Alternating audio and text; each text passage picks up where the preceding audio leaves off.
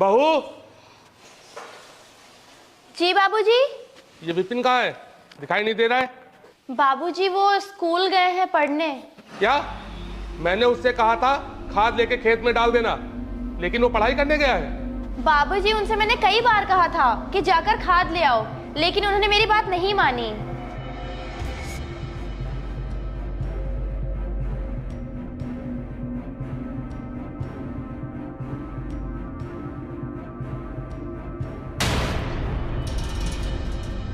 हरामखोर, जब मैंने तुझसे कहा था कि जाके खेत में खाद डाल देना, उसके बाद में तू पढ़ाई करने चला गया।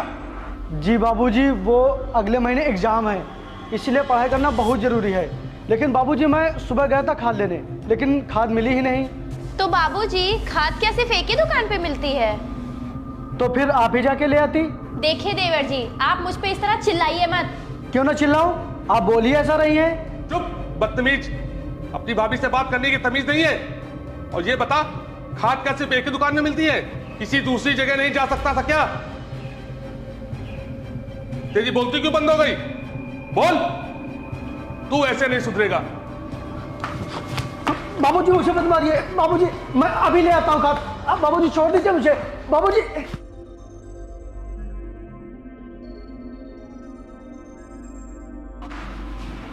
बाबूजी क्यों मार रहे हैं इसे आप? क्योंकि ये अब आगा, अब बोझ बन गया है मुझ पे। काम धंधा छोड़कर अब ये पढ़ाई करेगा। सिर्फ मुफ्त की रोटियां तोड़ने को दे दो और इससे कोई काम कहो तो बहाने बनाने लगता है। इसके अंदर काम चोरी कूट कूट के भरी है। और मेरी एक बात ध्यान से सुन ले, तेरी पढ़ाई से जरूरी मेरा बताया हुआ काम है। और अगर आगे से तूने पढ़ाई की बात की तो मैं तेरी टांगे तोड़ दूंगा। अरे वो तो मेरी किस्मत अच्छी है कि भगवान ने मुझे एक बेटा और दिया है, वरना तू तो मुझसे बुढ़ापे में भी भीख मंगवाता। चला जा मेरी नजरों के सामने से।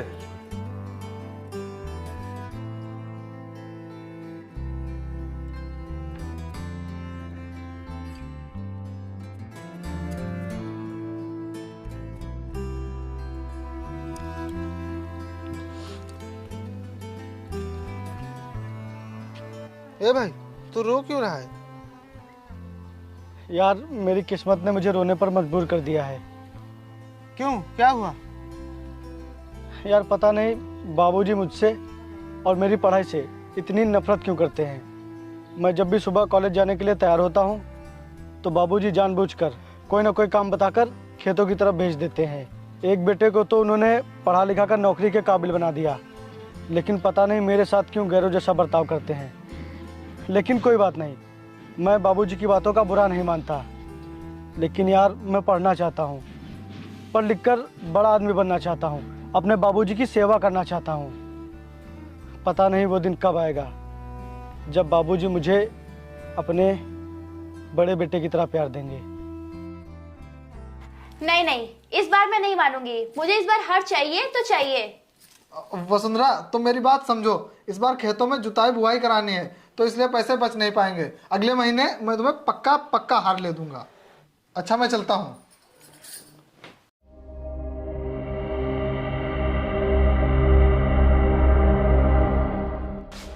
भाभी, हाँ बताओ। भाभी वो खाना दे दीजिए। खाना खत्म हो गया है। खत्म हो गया है? सुबह का खाना दोपहर में ही खत्म हो गया? हाँ। भाभी आप गिन गिन के खाना बनाती हैं क्या? थोड़ा ज्यादा नहीं बना सकती? हाँ नहीं बना सकती। अपना ये रौब मुझे मत दिखाओ। क्या हुआ बहू, क्यों चिल्ला रही हो? बाबूजी, मैंने सुबह खाना बनाया था और ये खाने नहीं आए, और अब खाना खत्म हो गया है तो ये मुझ पर चिल्ला रहे हैं। क्यों भाई, कहा था सुबह सुबह, खाना खाने क्यों नहीं आया? जी बाबूजी, वो मैं खेतों में पानी लगा रहा था, इसीलिए नहीं आ पाया। अच्छा, लग गया पानी? हाँ। चल जा, अब शाम को खाना बनेगा तब आना। बाबूजी मुझे बहुत तेज से भूख लगी है, मैंने कल शाम से कुछ भी नहीं खाया है। आप भाभी से कह के थोड़ा खाना बनवा दीजिए ना। होटल समझ के रखा है क्या? जब ऑर्डर मारो तब खाना तैयार। चल जा, अब शाम को ही खाना मिलेगा।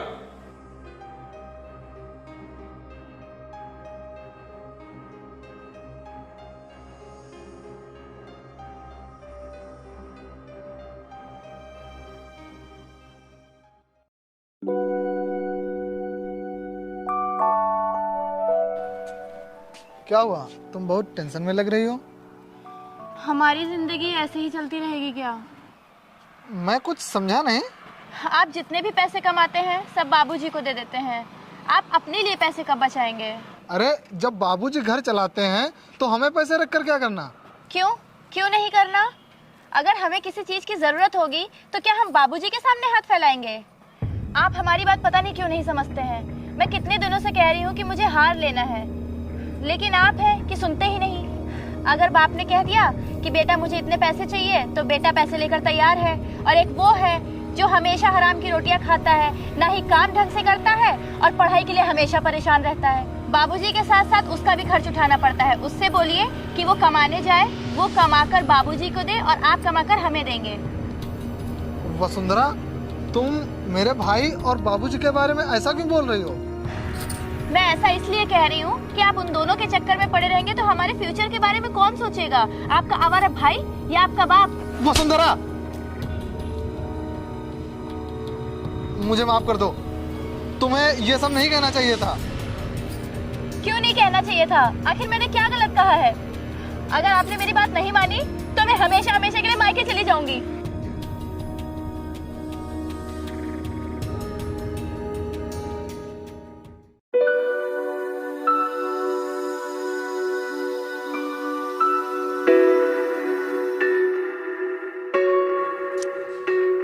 मैंने तुझसे कितनी बार कहा है ना कि तू इस घर में पढ़ाई नहीं कर सकता, पर मेरी ये बात तेरी समझ में क्यों नहीं आती है? और मेरी एक बात कान खोलकर सुन ले, मैंने तुझे इस घर में पढ़ाई करने के लिए नहीं बल्कि एक नौकर की तरह काम करने के लिए रखा है। ठीक है बाबूजी, आप जैसा कहेंगे मैं वैसा करूँगा। मैं किताबों को कभी हाथ भी नहीं लगाऊंगा।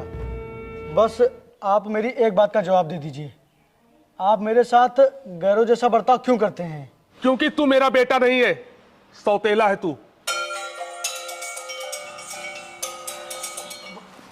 चुप रहिए आप। जो हो रहा है सही हो रहा है, हो जाने दीजिए। बाबूजी बिल्कुल सही कर रहे हैं। फुटपाथ पर मिला था तू मुझे, वो दिन मेरी जिंदगी का सबसे मनहूस दिन था, जिस दिन मैं तुझे घर लेके आया था।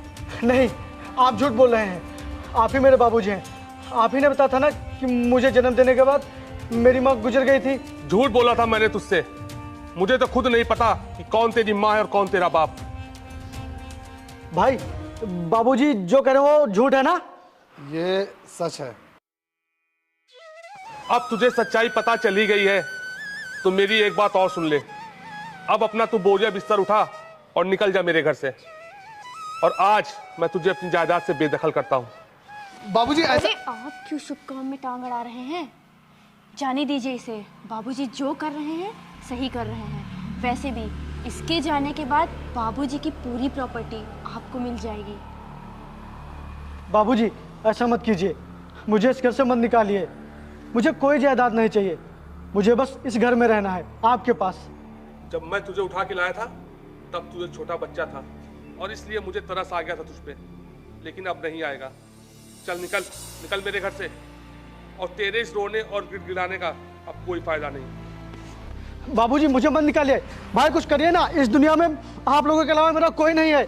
भाई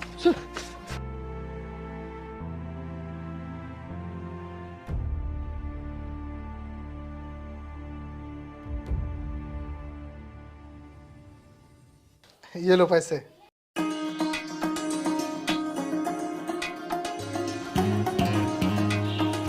बेटा पैसे दे दो, खेत की सिंचाई देनी है। अरे बाबूजी, वो पैसे मैंने वसुंधरा को दे दिए। उसे हार लेना था ना, वो मुझसे बहुत दिनों से कह रही थी। अच्छा बाबूजी, मुझे लेट हो रहा है, मैं जा रहा हूँ।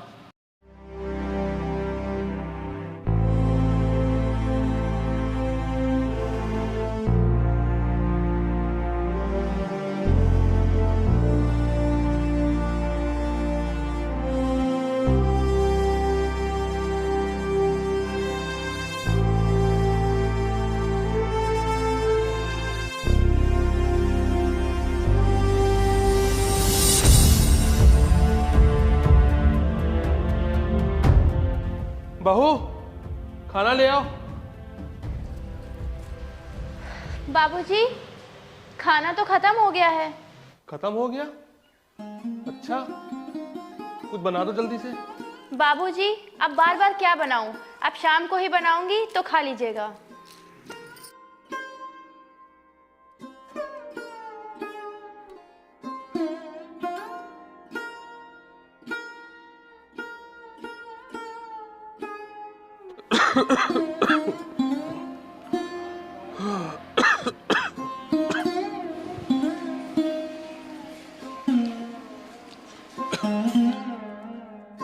बाबूजी, आप इस पर साइन कर दीजिए।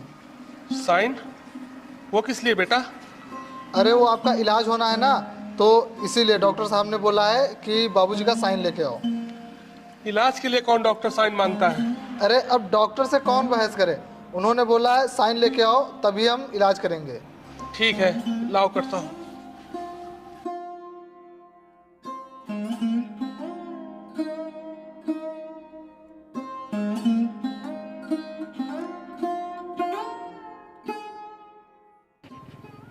कोई है?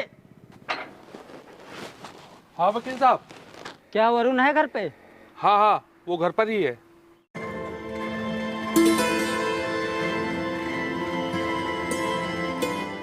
ये कागज है, उनको दे देना।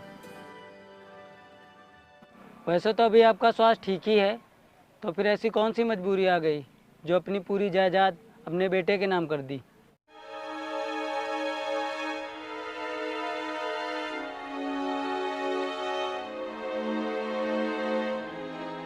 अच्छा ठीक है, फिर मैं चलता हूँ। वरुण!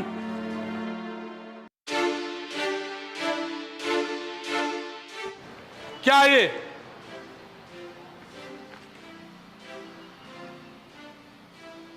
मैं पूछ रहा हूं क्या ये? कम से कम मेरे मरने का इंतजार तो कर लेता।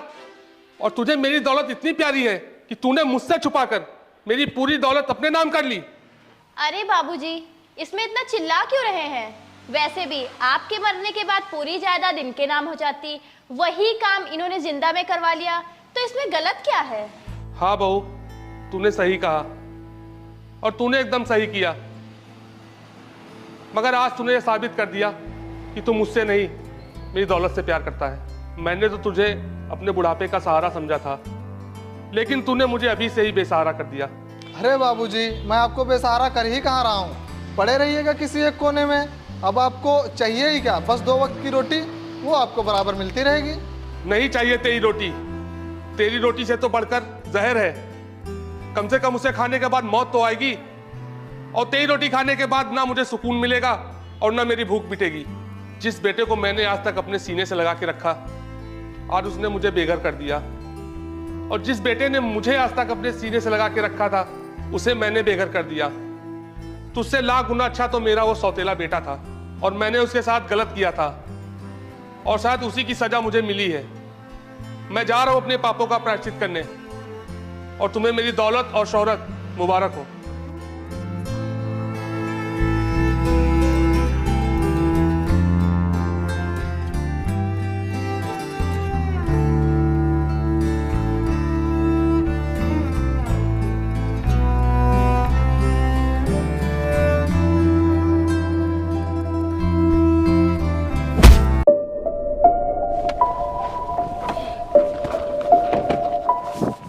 अंधे हो क्या?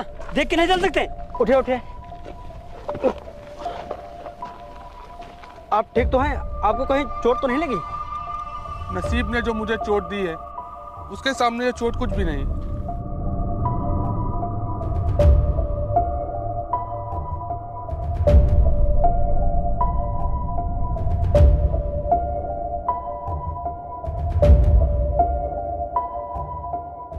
रुकिए। ये फोटो आपके पास कहाँ से? ये फोटो मेरे उस बेटे की है जिसने मुझे हमेशा भगवान माना, लेकिन मैंने कभी उसे अपने बेटे का दर्जा नहीं दिया।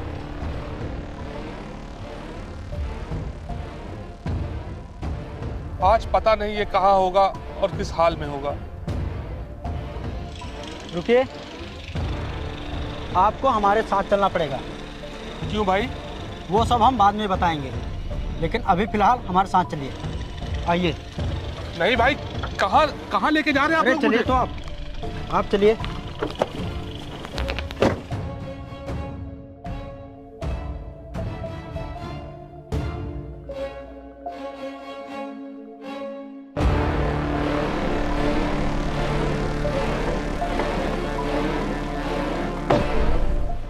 आइए।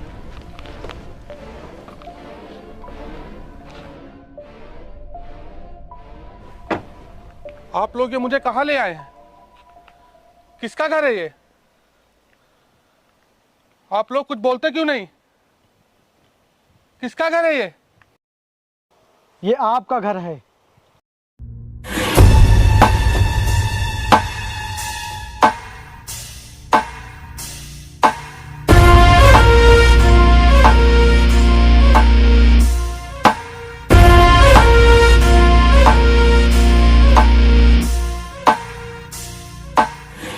ये आपका घर है बाबूजी।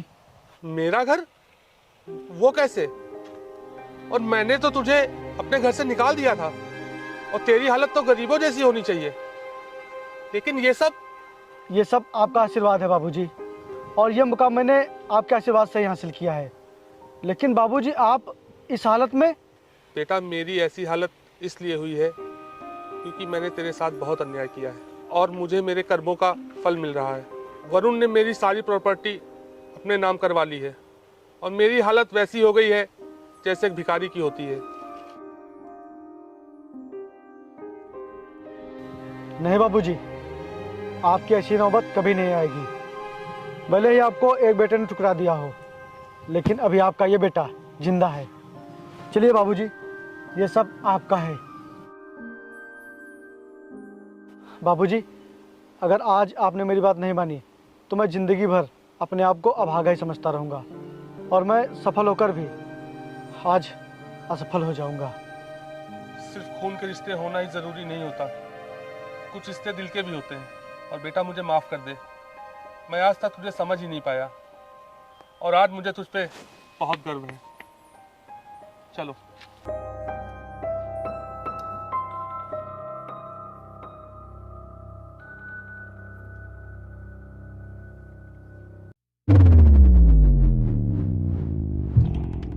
Excuse me.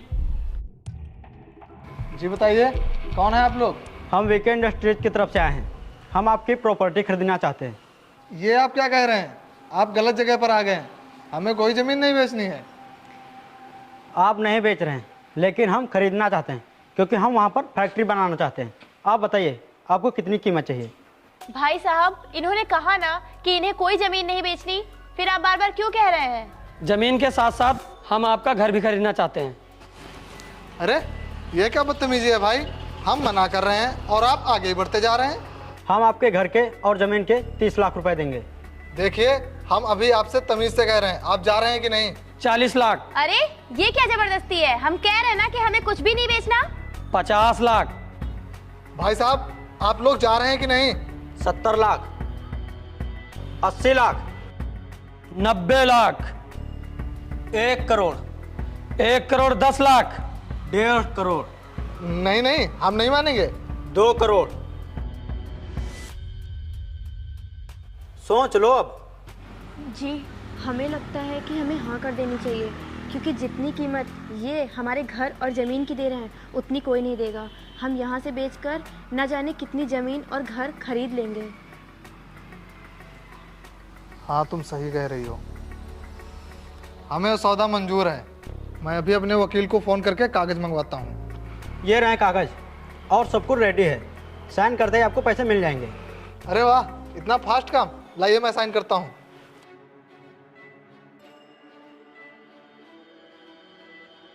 लाओ, पैसे लाओ। रुकिए सर।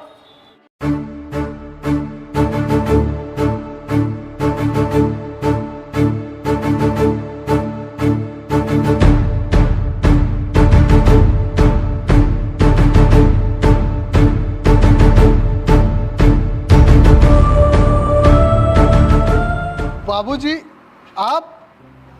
किस चीज़ के पैसे चाहिए तुम लोगों को? मैंने अपनी ज़मीन जो बेची है। अपनी ज़मीन? ये ज़मीन तुम्हारी कब से हो गई? ये ज़मीन बाबूजी की थी, और फिर से अब बाबूजी की हो गई। अब तुम दोनों ना घर के बचे और ना घाट के। अब ना तुम्हारे पास जमीन है और ना सर छुपाने के लिए छत। और पैसे तो तुम लोगों को नहीं मिलेंगे। तुमने धोखा किया हमारे साथ। धोखा मैंने नहीं, धोखा तो तुम लोगों ने किया था बाबूजी के साथ।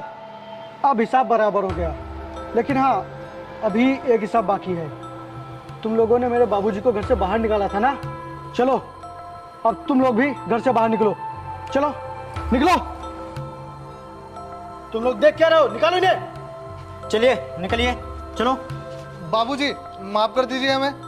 आप लोग निकल रहे हैं या धक्के मार के निकालूं? बाबूजी हमें माफ कर दीजिए, हम कहाँ जाएंगे। चलो निकलो तुम लोग, चलो। बाबूजी हमें माफ कर दीजिए, मैं तो आपका सगा बेटा हूँ, माफ कर दीजिए मुझे। रुको। क्या कहा? सगा बेटा? तेरे जैसा बेटा ना हो तो ही सही है। ये देख, जिसे मैंने आज तक अपना नहीं माना, इसने आज मेरे लिए ऐसा काम किया है जो तू 7 जन्मों में भी नहीं कर पाता।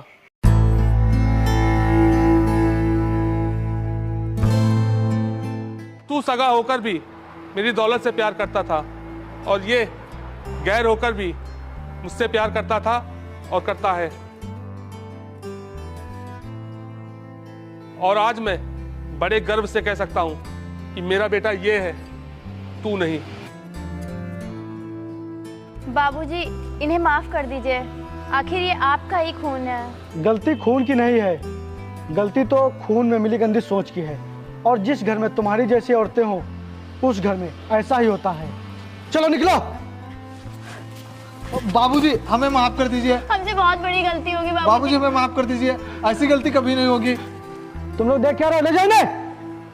रहने दे बेटा, मैं तुम दोनों को एक ही शर्त पर माफ कर सकता हूं कि अब तुम दोनों को इस घर में नौकर बन के रहना पड़ेगा। जिस तरह ये खेतों में काम करता था, अब तुम दोनों उस तरह खेतों में काम करोगे। हमें मंजूर है बाबूजी। तो ठीक है, उठाओ फावड़ा और निकलो खेत की तरफ।